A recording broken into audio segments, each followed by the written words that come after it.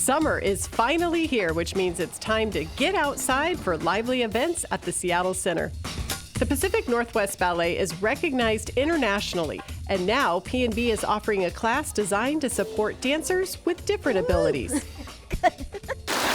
Stinging. I'm stinging cold. Rain or shine, snow or storm, notorious alki swimmers share their love of swimming in our local waters. Love riding the monorail? Get a behind-the-scenes look at what it takes for the monorail maintenance team to keep those beloved trains rolling. These stories and more, next on City Stream.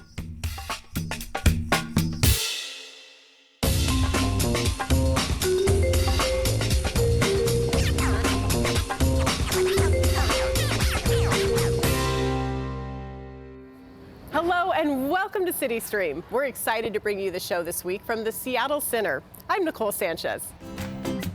The Seattle Center is a vibrant civic, arts, and family gathering place in the heart of our region. With summer right around the corner, the Seattle Center hosts free, fun-filled experiences for all ages all summer long. On this 74-acre campus, visitors will find vibrant cultural festivals, outdoor movies, lively concerts and shows, fitness and educational classes, and more. It's Summer at the Center. Stay tuned for a list of upcoming events. A newer program at the Pacific Northwest Ballet is expanding on P&B's commitment to make sure everyone gets the chance to dance. The school is now offering a class called Dance for All. It's designed to support dancers with different abilities. And as you'll see, the class is opening doors for young people who are dancing for the first time. You ready to dance? Yeah, me too. 10-year-old Tamaya Zivcheko is excited to dance today. Good morning. And sit up in your tallest back, stretch your bodies, and then lumpiest. This is the first time Tamaya has been able to take a dance class. Stretch one more time, and exhale. And she loves it. Here we go. She's Dravet syndrome, which is very complicated disease with very serious epileptic seizures. She loves music, she loves dance, but because of her disease, she was not able to attend dance classes like her younger brother. The class Tamaya takes is a special one offered by the Pacific Northwest Ballet. It's called Dance for All. The idea behind it is simply that we want to provide broader access to kids to be able to participate in dance. Look at Ned go slow. Good job, Ned. Lead instructor Deborah Kenner got the idea for the class while working on her PhD. It started with a tiny project I was doing, and we had to figure out how to help a population that wasn't represented somewhere. And I thought, not a better group to help out in the dance community. Ready? Woo! Good. The curriculum is actually very similar to what we do in our typical classes. So we didn't change it, we just added more help into the room. And that help includes peer dancers like 11-year-old Jenny Ivy. I wanted to do it because I love working with kids, and I think it's really cool that I would be able to get to help them so that they could dance too, because everybody deserves a chance to dance. How about the ears? Where's your ears? Kitty cats. Yes, there's your ears. Colleen Rawson is a speech-language pathologist grad student at the University of Washington. She says the class combines her love of dance and communication. During the class, it's not therapy, but I can use a lot of the strategies that I learn in my program and in my practicum and apply it here just to make everything accessible. And you freeze. 1, 2, 3, 4, 5, 6, 7, 8, stretch. I feel so excited to come here. The environment is just so warm, and it's a wonderful way to start my weekend. I get to see all these kids who are so happy to be here and see their friends and participate in whatever way they choose. Yeah, it really just starts my weekend off. It's so nice. It's been really wonderful. And we get louder, like raindrops. And while the curriculum is similar to other classes, there are a few thoughtful changes to the look and feel of the room that can make a big difference. We don't use a lot of overhead lighting because of the sensory input of that. We have everything posted on the mirror, what we're going to do, and we go through that at the beginning. We talk about how we can stay safe. I see the magic land of tiptoe dancing. Right up on your tiptoes, here we go. The class is allowing all children to have the opportunity to dance. And while it's only in its third session, the class is also providing opportunities for children to lead. I volunteer now. I feel proud for that. Pause there, Kala, just for a second. 10-year-old Kala Park originally took the class as a participant and is now a peer dancer, helping others also fall in love with dance. I like to give compliments to other people. I'm a positive person. I did a good job today. I see our peer models learn to move in different ways, learn to engage in different ways. It's a bit different than in a traditional ballet class, so that type of expansion of their worlds is really beneficial.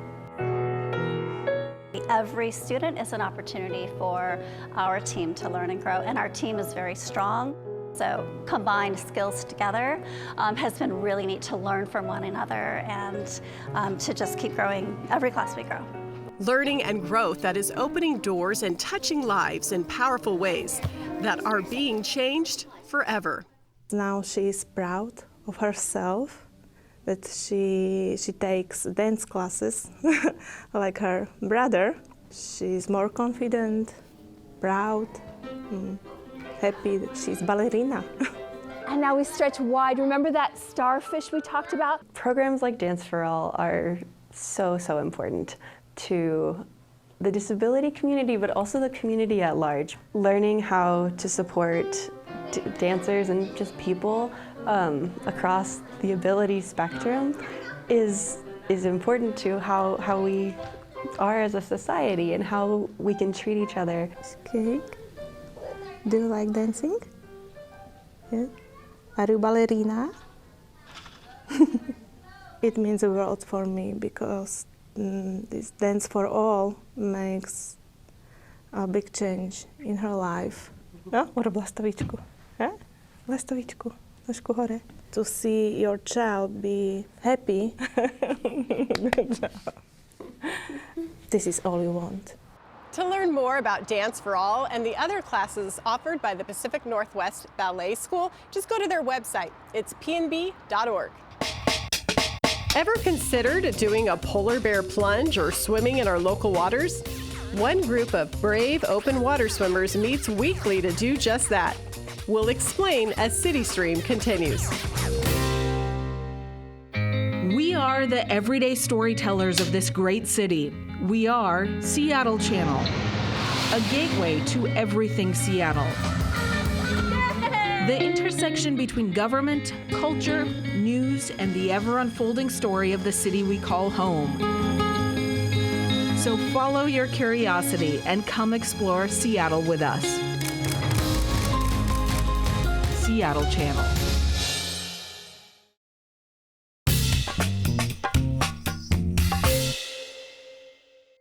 Coming to you from the Seattle Center.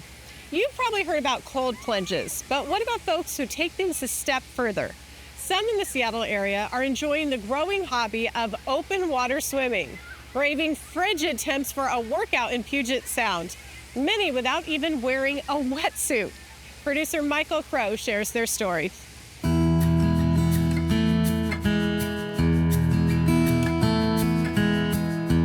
Our lives are increasingly comfortable. Warm homes to wake up in, cars that insulate us from the sound of traffic, and social media algorithms that feed us what we already want to hear.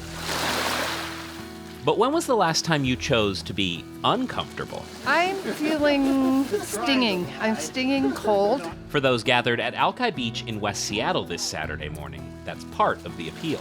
You're walking over to the sound and people are like, oh my God, are you gonna go swim? Yeah, I'm gonna go swim. These are the notorious Alki swimmers who gather here every weekend to enjoy the frigid waters of Puget Sound, no matter the season. An exercise not just in overcoming the elements, but building community, too. It's the people. It's just a great group of people that do this all the time. I think a lot of these people live really close, you know. So it's just nice to have like such a local thing, and you can get to know people who live nearby. With water temps as low as about 45 degrees, they've certainly earned their name, Notorious. 50 degrees is kind of the benchmark for me. If it's colder than 50 degrees, I wear 2 swim caps. Sam Day is one of the original core members. He designed their logo and flies the flag. It's a pretty informal group, but has grown more popular in the years since the pandemic closed pools and more folks discovered the allure of open water. Yeah, I'm an evangelist for this. I love talking to new people, and you know, people walk by and who are not going to swim, and they always ask us questions, and I love answering that too. We're a pretty social group. Now they range from a dozen on some days to 40 or 50 swimmers on others, folks sharing an iconic part of the Seattle experience, water and nature, in a bracing way. There is a connection to the place, there's a connection to the beach, to the sound itself. And when you swim to the lighthouse, and there's just this feeling of, I have arrived. This is the place. Some may only tackle a few hundred meters, while others are training for bigger objectives. Count Melissa Kegler in that second category. The swims I'm most proud of with marathon swimming is the Triple Crown of open water swimming, which is English Channel, Catalina Channel, and circumnavigation of Manhattan Island. And probably my favorite marathon swim is actually right here in Seattle, the Amy Highland swim, which is typically Bremerton to Alki, and I was the first person to do a double. That's out and back, just over 10.5 hours on the go. But her latest project is ice swimming, projects in even colder water. She broke the U.S. ice distance record captured in the film Ice Mermaid, airing on PBS, and is filming another movie about climate change and swimming alongside vanishing glaciers in Alaska called Afterdrop. If you really get to know the water really well, you almost start seeing the water more like a person that you're building a relationship with. You get to know it, how it moves, what it looks like, all the different, intricacies of how the water behaves. You develop this sense where you trust the water and you understand almost what it's thinking in a way. I'm thankful for that relationship that I have with the ocean every day. To some extent, that's what drives many of the swimmers at Alki, a new way to appreciate the landscape we love. So the connection to place, this is our place. Not defying the cold, but embracing it. It's hard getting in. I'm comfortable now. To find comfort, could have gone a little further. In being uncomfortable. It makes you feel alive and it keeps you alive.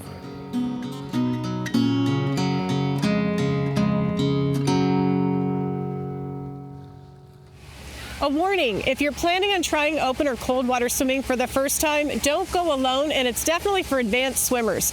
But the good news, anyone is welcome at the Notorious Alki Swimmers. You can find them at the Alki Bathhouse most weekend mornings. Seattle Monorail Services keeps the monorail rolling, providing a fun, iconic connection for over 2 million passengers each year.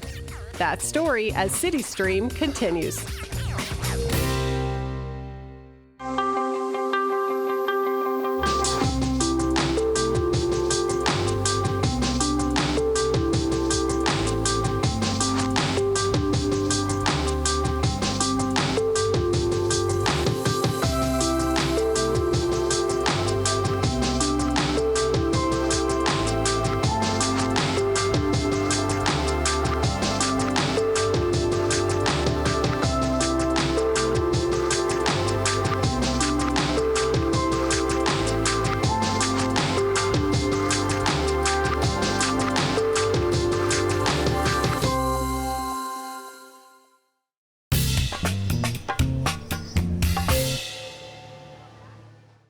It's summer and the center is packed with events. Here's a few highlights. Washington Brewers Festival with over 75 regional craft brewers.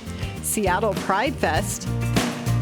Workout Wednesdays fitness classes. Movies at the Mural. Blast Fest Afrobeats Music Festival. Bite of Seattle with over 300 local food vendors and 65 plus musical performers. And rounding out the summer events is Bumper Shoot Arts and Music Festival, which happens every year on Labor Day weekend. For more information, just go to seattlecenter.com/events. Also in June, Mopop celebrates its 25th anniversary. Can you believe it? Back in 2000, Microsoft co-founder Paul Allen launched the Experience Music Project to honor Jimi Hendrix and other music legends. Well, today it's called the Museum of Pop Culture, and it celebrates everything from music to movies, games, art, fashion, and more. Producer Randy Ng takes us inside Mopop's Silver Celebration. Mopop is turning 25 on June 21st. It's going to be an all-encompassing day celebrating the past, honoring the future, and tipping off to the next 25 years of pop culture. In 2000, the museum opened as the Experience Music Project, and it started out as music. We were one of the first museums to collect hip-hop artifacts. We have the 1969 Jimi Hendrix Stratocaster guitar. And where was he playing that? At Woodstock during civil rights. That's almost like a history lesson. And so what we find is that when multi-generational families come, there's something for everybody.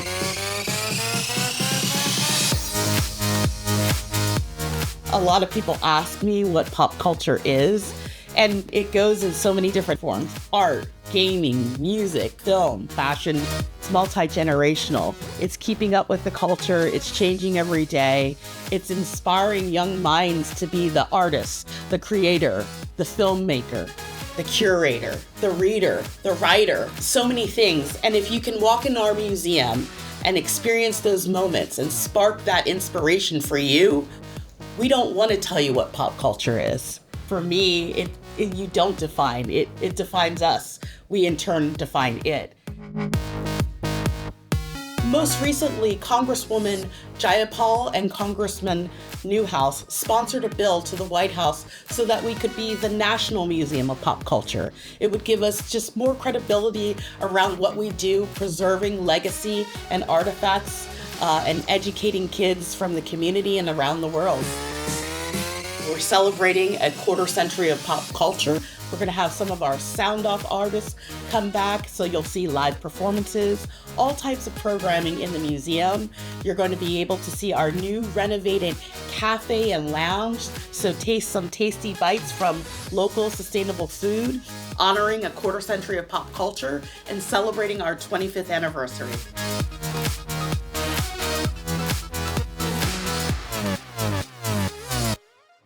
Famed architect Frank Gehry created Mopop's bold, eye-catching design. Hop on the monorail to and from the center and you'll ride straight through this shiny structure, as you can see. Did you know the monorail passes through Mopop nearly 100 times a day? And the monorail's been in operation for over 60 years. So what keeps it running so smoothly? Well, a lot of maintenance and hard-working crew. Producer Randy Ng introduces us to the team that keeps the monorail's wheels rolling. It definitely has challenges to maintain a legacy system. These trains are 60 years old. Each train has over 1 million miles on it. 1,365,048 miles. So they've traveled a long way. They've carried millions and millions of people. Every day, our technicians work through this checklist, just making sure that the train is safe and ready to go. And then they do more thorough inspections of different components of the train based on the frequencies that are outlined in our maintenance plan. Daily, weekly, monthly, quarterly, and annually to make sure that the train is safe for operation. We have 64 tires on each train. What's visible right now is the guide tires, which run along the side of the beam. And then beyond that, you'll see on the top side of the beam, there are 2 large load tires. They ride on the top of the beam, just like a car drives on the road. Our engineers spend a lot of time looking at tires and making sure that tire pressure is correct. So right over here, we're looking at the package. So this is like the equivalent of the transmission to your vehicle. Just like your maybe manual vehicle has different gears, our train has different gears, or different points as we call them. So we operate in first point, and then you go a little faster, and you go into second point, and then you go into third point. A lot of the design intent from 1962 is still absolutely reflected here. But some of the components like the package have been upgraded over time, especially as new technology becomes available. These are the original trains, absolutely. Granted, seat cushions have been replaced and, things get replaced over time, but these are the original trains. They have never been taken off of the guideways. At Seattle Monorail Services, we have about 30 employees that work here, and our folks come from all over the country, all over the world, honestly. We have folks that have come from Ethiopia, from Sudan, from the Philippines, as well as people local like me that grew up here. It's a family feeling. It's funny, this is my husband talking right now. It's a family affair. There's kind of a saying, we don't work at the monorail, we work for the monorail. And I think our staff has really embraced that. We recognize that it takes a lot of hard work to keep the system running. And we're just so proud that the system is celebrating 60 years. It's a huge milestone for the system, and we're excited to see it continue to run. The Seattle Monorail operates daily. You can buy your tickets on site, online, or use your Orca card. To learn more, including operating hours, go to their website at seattlemonorail.com.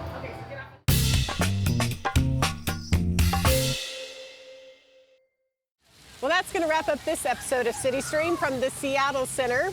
If you'd like to see any more of our outstanding Seattle Channel programming, just go to our website. It's seattlechannel.org.